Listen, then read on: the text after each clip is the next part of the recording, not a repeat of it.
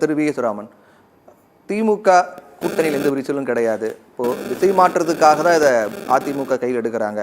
அதிலும் குறிப்பாக திரு செல்வ பிறந்தகை பேசும்போது அதிமுக பாஜக கூட்டணிங்கிறத இயற்கைக்கு முரணான கூட்டணி, அது மக்களால் நிராகரிக்கப்பட்ட கூட்டணி அப்படின்றாரு. ஒரு கூட்டணியே சரியாக கட்டமைக்க முடியல அப்படிங்கிறதுக்காக அடுத்த இருக்க கட்சி கூட்டணியை விரிசல் ஏற்படுறாங்க அப்படிங்கிற மாதிரி பெருசாக்குறாரா? அதிமுக வைத்திருக்க கூட்டணி கட்டமைப்பு மிக்க கூட்டணி. ஆனால் எடப்பாடி அண்ணன் சொன்னாரு பாஜக தவிர வேற யாருமே இல்லையே. எதுங்க பாஜக தவிர வேற யாரும் பாருங்க சார். இப்போ காங்கிரஸ்ல இப்போ திமுக கூட்டணியில் மட்டும் எல்லாரும் ஒன்றா இருக்க மாதிரி நீங்க பாக்குறீங்க.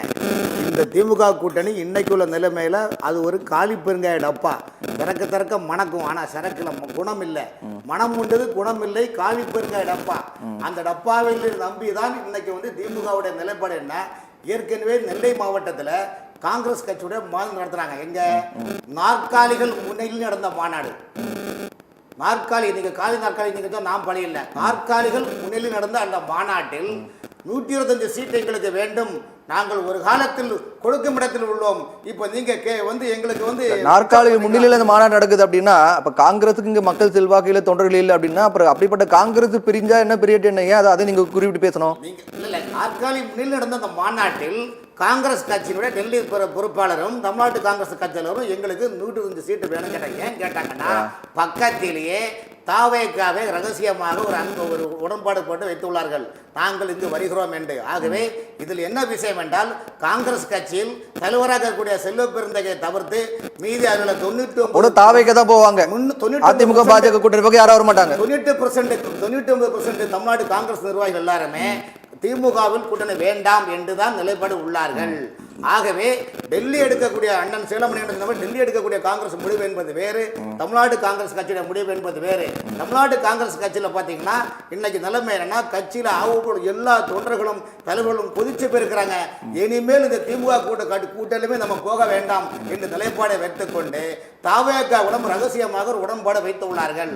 ஆனால் இப்படி உடன்பாடு வைத்தோமே ஆனால் ஏற்கனவே 2021 திமுக காங்கிரஸ் கொடுத்த சீட்டை விட எக்ஸ்ட்ரா ஒரு 5 சீட்டு எக்ஸ்ட்ரா தரலாம் என்ற நிலைப்பாட்டிலையும் தமிழ்நாடு காங்கிரஸ். என்ன கேள்வினா சார், திமுக அவங்க கூட்டணிக்குள்ள விரிசல் ஏற்பட்டாலும் கூட அதிமுக பாஜக ஒரு ஆதாயமும் கிடையாது. ஏன்னா அங்க யாரும் போறது கிடையாது. நீங்களே சொல்றீங்க தாவேக்கா பக்கம் தான் போறாங்கன்னு. இப்ப இதனால உங்களுக்கு என்ன லாபம்? உங்க கூட்டணிக்கு என்ன லாபம்?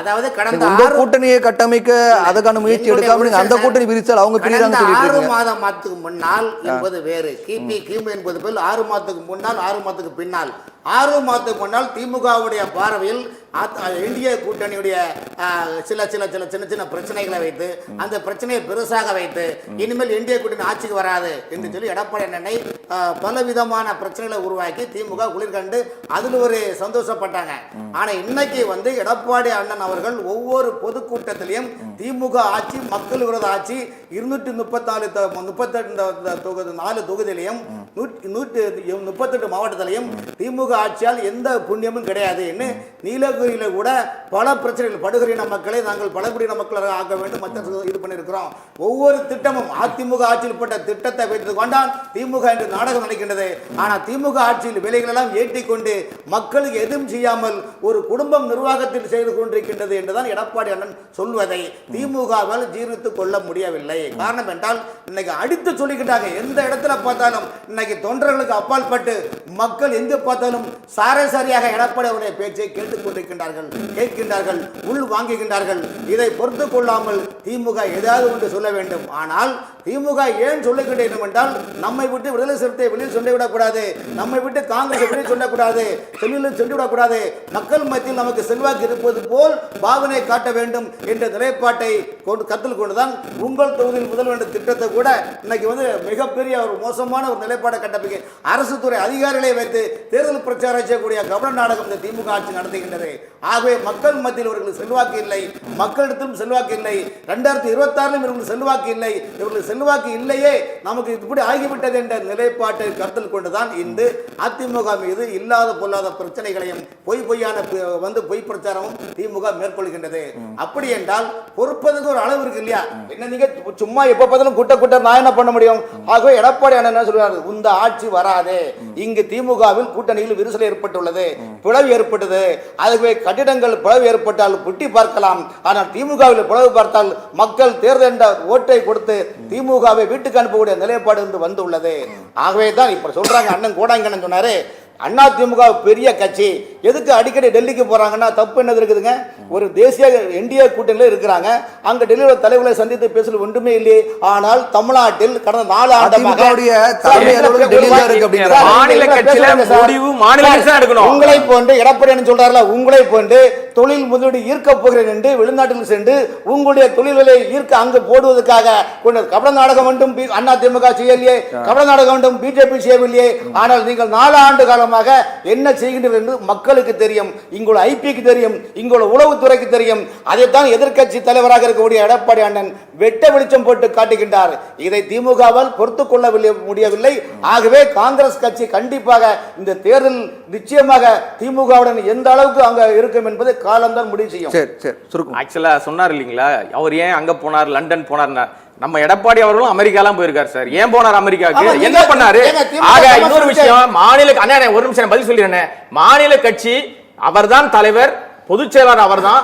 அப்ப அவர்தான் தீர்மானிக்கணும், அவர்தான் முடிவு எடுக்கணும். நீங்க அமித்ஷா மீட் பண்றது நான் தப்புன்னு சொல்லவே இல்லை. அவர் உள்துறை அமைச்சர், எதிர்க்கட்சி தீர்மானிக்கிற சக்தியாக அதிமுக தலைவர்கள் தான் இருக்கணும்னு சொல்ல போகும்போது பல காரம் மாறி மாறி போனாரு. நாங்க அமித்ஷா தமிழ்நாடு இல்ல அதிமுக அலுவலகத்தை பார்க்க போறாரு. அப்புறம் பார்த்தா என்டிஏ கூட்டணி பேச்சு நடத்திருக்கிறது. அமித்ஷா விளையாட்டுத்துறை அமைச்சராக இருந்தவரை டெல்லியில வேண்டும் என்று முதலமைச்சர் 48 நிமிடம் தனியாக பிரதமரை எதிர்க்க சந்தித்தார். ஒரு கேள்வி கேட்டால் பதில் வராது. ஆனா நாமளே அசர்ற மாதிரி இன்னொரு கேள்வி கேட்பாரு. அதாவது கோடாங்கியாவுடைய நிலைப்பாடு என்ன, அண்ணா திமுகவை எப்படியாவது சர்க்கிள் செய்ய வேண்டும். நான் ஆதங்கத்தில் சொல்றேன், வால் இருக்கு. சரி பேசு பேசு. திமுக நீங்க நினைக்க மாதிரி உள்கட்சி பூசல் உச்சத்தில் உள்ளது. அரசு துறை அதிகாரிகள் சொல்ல தூரங்களை அனுமதிக்கிறார்கள். பேசும். இப்போ நீங்க திமுக கூட்டணியில விரிசல் அப்படிங்கறதா நீங்க வைக்கக்கூடிய விமர்சனம் கருத்தாலாம் இருக்கு. ஆனா கட்சியிலே விரிசல் இருக்கு இல்லையா? இப்போ பாஜக பொறுத்த வரைக்கும் அவங்க பாஜக என்டிஏ கூட்டணி இருந்த தினகரன் வெளியேறிட்டாரு, ஓபிஎஸ் வெளியேறிட்டாரு. இந்த மாதிரி ஒவ்வொருத்தரும் வெளியேறிட்டு செங்கோட்டைன்னு இப்போ என்ன பண்ண போறாருன்னு தெரியல. இப்போ அவங்க கூட்டணியை கட்டமைப்பு மற்ற கூட்டணி குறித்து பேசிக்கிட்டு இருக்கு அப்படிங்கிறது அதிமுக இன்னைக்கு பல தலைவர்கள் பிரிஞ்சு இருக்காங்க அப்படின்னு சொல்றாரு. சார் இதே கேள்வி கேட்கிறேன், திமுக எத்தனை கட்சியிலிருந்து வெளியே வந்தாரு? அந்த அளவுக்கு அண்ணா திமுக இல்லையே. வைகோ கட்சியிலிருந்து உடைஞ்சு வெளியே வரும்போது திமுகவே சரிவை நோக்கி சென்றிருந்தது.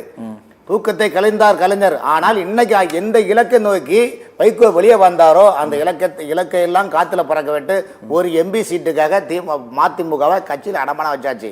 அதே போல திமுக நம்பி வந்த பல சின்ன சின்ன கட்சிகள் எல்லாம் இன்னைக்கு தேர்தல் அங்கீகாரம் இல்லாமல் ஒரு முழுங்கி இருக்கு அந்த கட்சி அண்ணன் எடப்பாடி என்ன சொல்றாரு, நாங்கள் மக்கள் மன்றத்தில் கூட்டணி வைத்துள்ளோம் வார்த்தையை சொல்றாரு.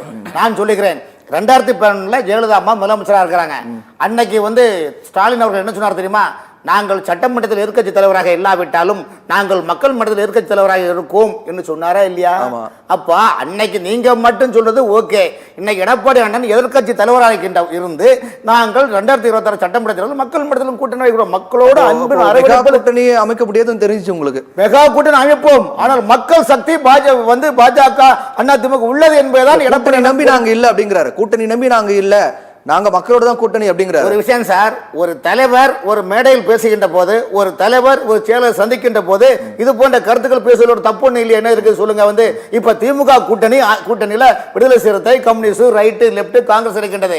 முதலமைச்சர் ஸ்டாலின் அவர்கள் ஒரு பொதுக்கூட்டத்திலோ அல்லது அரசு நலத்திட்டத்திலோ சொல்லும் போது கூட்டணி கட்சிகளை மென்ஷன் பண்ணியா சொல்றாரு இல்லையே? தன்னுடைய கட்சி, தன்னுடைய ஆட்சி, எனது அரசாங்கம், இந்த கலைஞர் அரசாங்கம், கலைஞருடைய முத்துவேல் கருணாநிதி அரசாங்கம் சொல்றாரு. அப்ப அது காங்கிரஸ் கட்சியோ கம்யூனிஸ்ட் கட்சியோ இல்ல, நாங்க தானே உங்க கூட்டணியில் இருக்கிறோம், இந்த கூட்டணியை சேர்த்து நீங்கள் பேசணும்னு சொல்ல வேண்டியதானே? ஏன் சொல்லவில்லை?